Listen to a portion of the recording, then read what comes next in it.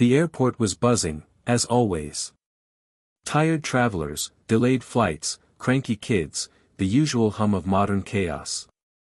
But amidst all of it stood Jake Turner, a single father in his late 30s, clutching a worn-out backpack and holding the tiny hand of his 6-year-old son, Eli. His eyes, shadowed from too many sleepless nights and double shifts, scanned the boarding gate screen, Flight 217 to New York, on time. Finally, something was going right. Jake had saved up for this trip for months, a surprise vacation for Eli's birthday. It was just a long weekend in New York, but for a kid who hadn't left their small town in Kansas since he was born, it was magic. They'd drawn a map together, circled Central Park, marked the zoo, and even planned to buy a hot dog from a street cart like they saw in movies. They had 2 first-class tickets.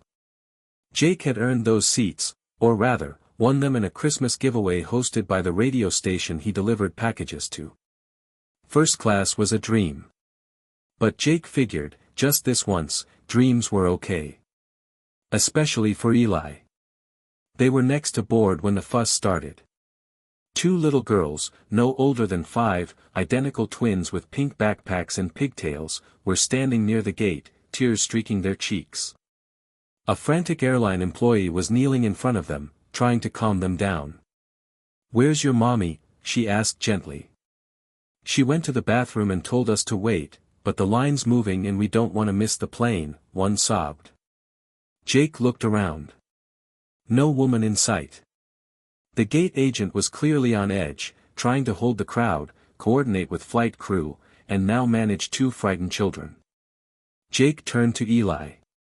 "Buddy, how do you feel about sitting in coach with me for the flight?" Eli blinked. "Coach? What's that?"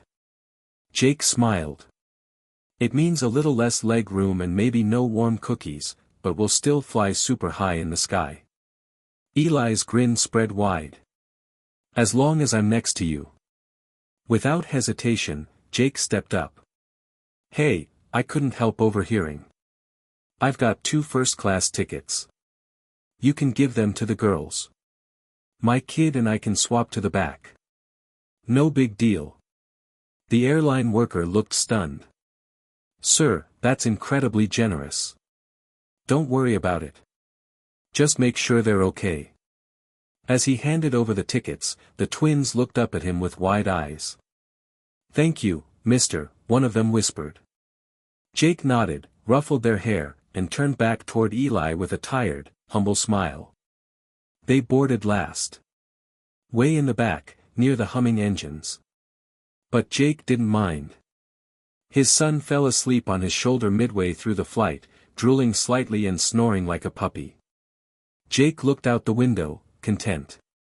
But the moment they landed, the twist hit like a thunderclap. A woman in a sharp navy blue suit, flanked by security and airline personnel, was waiting just outside the gate. Her eyes scanned the passengers until they landed on Jake and Eli. "You're Mr. Turner?" she asked, walking straight to him. He blinked, startled. Yes." She knelt to meet Eli's sleepy gaze.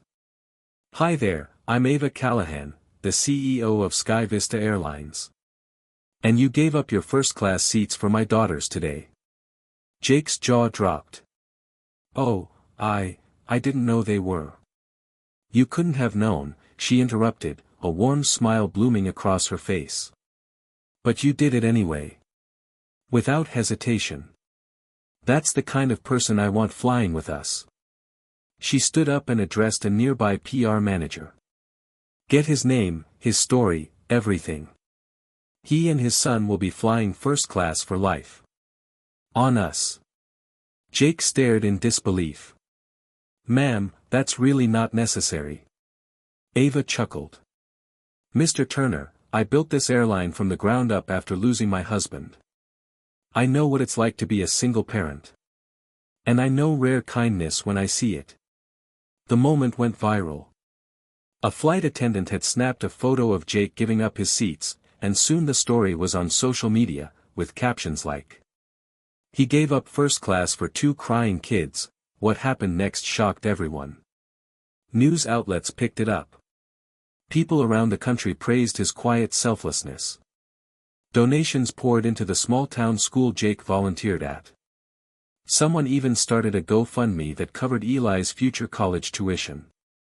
But none of that compared to what Jake felt every night when Eli wrapped his arms around his neck and whispered, "You're the best dad ever." And maybe that's what kindness is. Not grand gestures for the cameras, but quiet decisions made when no one's watching.